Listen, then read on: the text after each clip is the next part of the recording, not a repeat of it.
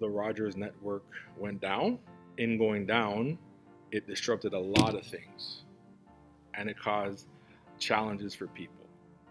So the question I wanted to ask this morning is, what are some of the challenges of the Rogers? I don't even know what you'd call it. I guess the Rogers shutdown. What are some challenges that came out of the shutdown of Rogers? Maybe for you on a personal level, or just things that you saw or things that you heard. It was total breakdown of communication.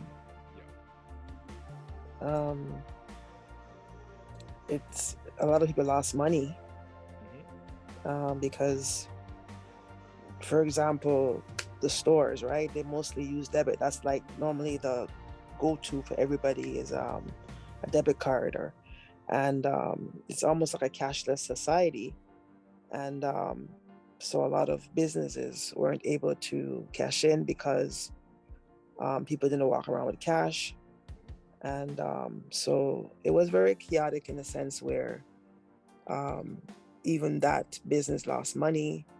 So, you know, it was just, yeah, unheard of. It's in a time like this when I guess everybody depended on this one thing, you know, and so it faltered. It didn't work. And so it kind of disrupted everybody's lives on that day, for those that, whether they even had Rogers or not, because it wasn't just even about Rogers, it was about whosoever was using that product or service, and it also interrupted them. So it was just interesting that it wasn't just the Rogers users, but also um, everybody who had that internet service, or that them being their provider. So it was just very um, definitely chaotic, as you mentioned. And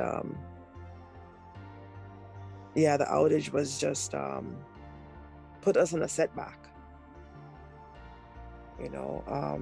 Everything had to either be postponed or done a different day. But yeah. And I think one thing that I learned, because you brought it up, was cashless society, especially when the pandemic started and COVID started. It was like your money was almost like useless. Mm-hmm. Like you go anywhere, nobody wants your money, everybody wants a debit. You go anywhere, and you're trying to pay, people say they prefer debit, or you're doing exchange with a person one on one. They prefer for you to email transfer as opposed to giving them cash, especially coins and stuff like that. People were avoiding all this. So in my mind, when we're in the pandemic, I'm like, man, cash is gone. But it just so happened that when everything was happening with the Rogers thing on Friday, I had a whole bunch of cash in my pocket, and I never walk with cash. Like my wallet, I never have cash, but I just had a whole bunch of cash in my pocket because I drew money out for something else. And when I got to the gas station, and people were all panicked because like their debit card can't work and the gas is completely empty. So what do you do when you're at the gas station? Your tank is empty, and you don't have any means of paying them because the debit doesn't work. So I got my gas, walked right up to the person and dropped the money. And when I gave them the money, that's when I realized that money is not the thing that's in danger. This debit thing is the thing that's in danger. Mm-hmm. Because there's always somebody somewhere in this world that will accept my cash. So long as the cash has value, people will always accept cash. So if I go to a restaurant, they don't want my cash, I can just go to the bank, put it in the bank, and I have my debit card. But when your debit doesn't work, and if for some reason the bank didn't work, you would be really, really stuck, because there's no way of exchanging debit for cash unless computers work.